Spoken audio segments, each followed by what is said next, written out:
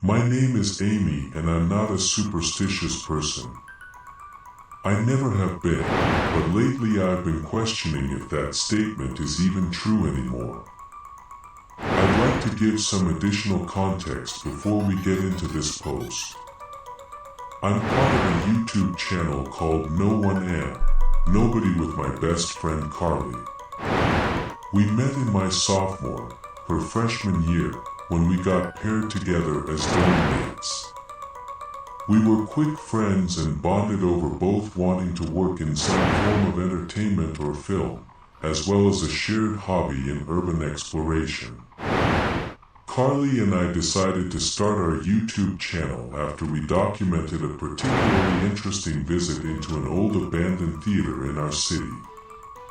I'm not going to lie and say that our first couple videos did crazy numbers or anything, but it certainly didn't do bad.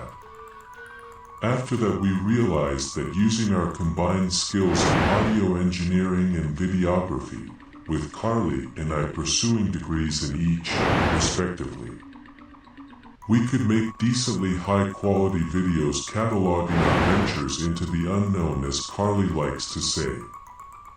Personally, I would argue that while there is an element of mystery, most of the places we go are entirely known as they were once inhabited, but she also likes to say, there's no excitement without some intentional whimsy.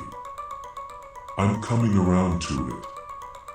At first, only people within the urban exploring community in our area and a few surrounding cities watched, with our videos averaging somewhere within 200 to 300 views per video. About 6 months in, though, we got mentioned in a commentary video by a much larger channel than our own. After that, the views on the next couple of videos skyrocketed. Thanks to this, after the hype died down, we maintained a small but steady viewership that slowly grew over time. Now, 2 years later, I'm a senior in college and we're still going strong, still making videos together, and still roommates. Things are going great, well, at least they were. Let me not get too cynical, things are still mostly great, and I guess everything that has been happening recently isn't bad, just different weird. I'm not generally a fearful person, my only major fears being dolls and falling, but this stuff has been scaring me. We had a break from school about 3 weeks ago, and it just so happened that a few hours and a couple of towns over that there was a mall we have been getting a lot of comments asking us to go see. So we went, nothing crazy and nothing unusual. We explore abandoned malls all the time. It's often one of the first kinds of abandoned places you end up exploring. Honestly, it's shocking we hadn't been through this one yet, with it being so close. We don't always share the names or locations of the places we visit as a courtesy to the other people who explore them. Hopefully it spares them from some more extreme vandalism as well.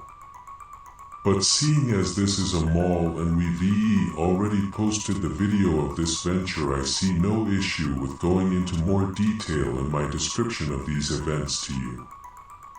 Let me precede this story by mentioning that this day is not the one that I've primarily come here to discuss.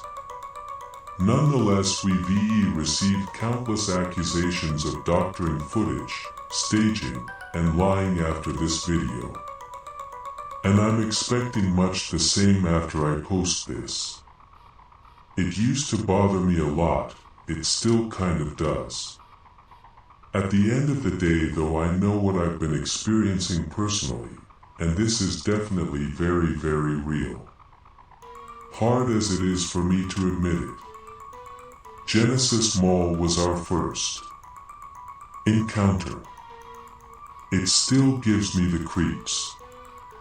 I don't like to think about it, or talk about it, or anything about it really. Carly has been messing with this tape recorder that she found at an old thrift shop. It's a dusty thing that has been listening since before I could breathe. We're in my car. It's a beat-up 2011 Honda Accord I took over from my uncle a few years back. He painted it neon green. Looking at it makes my eyes burn like when you stare at a fluorescent light just a second too long. Except it's as soon as I lay eyes on the damn thing. But she's reliable, gets me where I need to go, and was cheap. He had a hard time selling it to anyone else. I wonder why. Carly's muttering to herself again, and I can see her frame jostle out of the corner of my eye, her hand, tap, smack, tapping on the recorder as I get out to start checking over our stuff before we go inside. By the time I finish up, she is still trying to get the damn thing to work. I snatched it out of her hand. Let me see that. Turning it over in my hands, I inspected the unfamiliar, now all too familiar, recorder. It's in decent quality with only a handful of scuffs. The buttons aren't even worn down from use. But the age is obvious just by looking at it. This thing is ancient. Where'd you get it? I tease her before she quickly snatches it back to her own hands.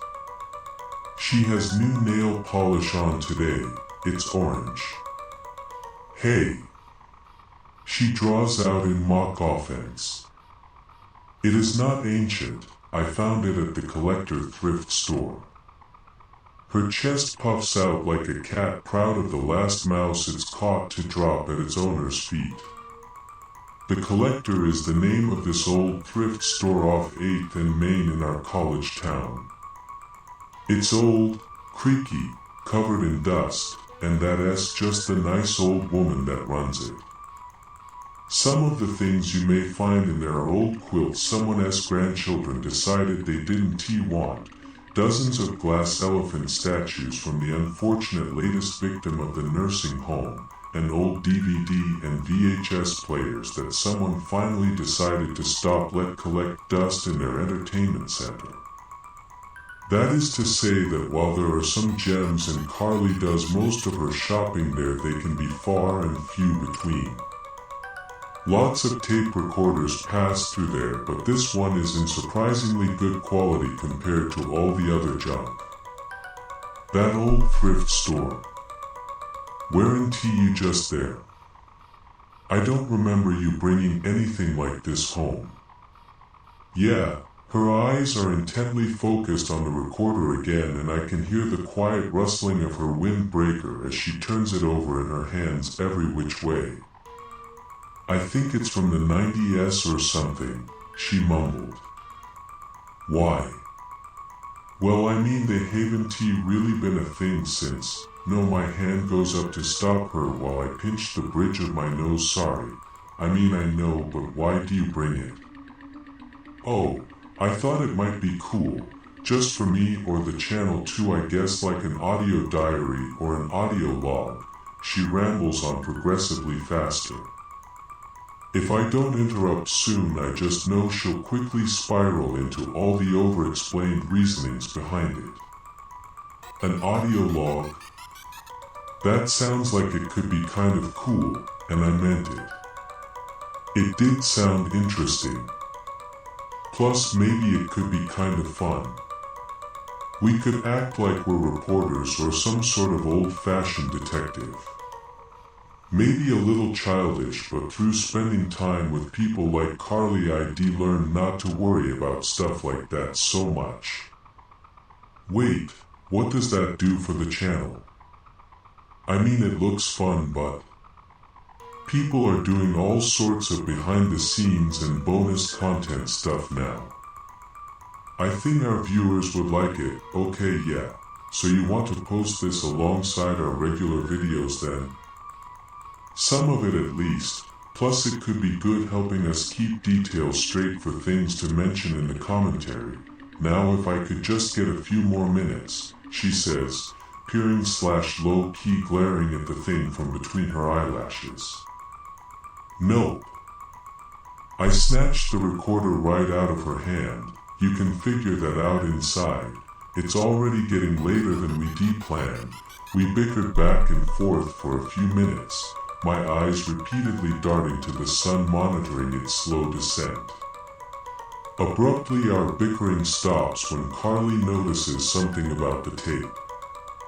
Oh. She laughs. It's been recording this whole time, I just didn't notice before. I sigh. That's great. The cloth of my seat presses into my back as I stare at the ceiling of the car, my head lolling to the side as I look at her and start laughing.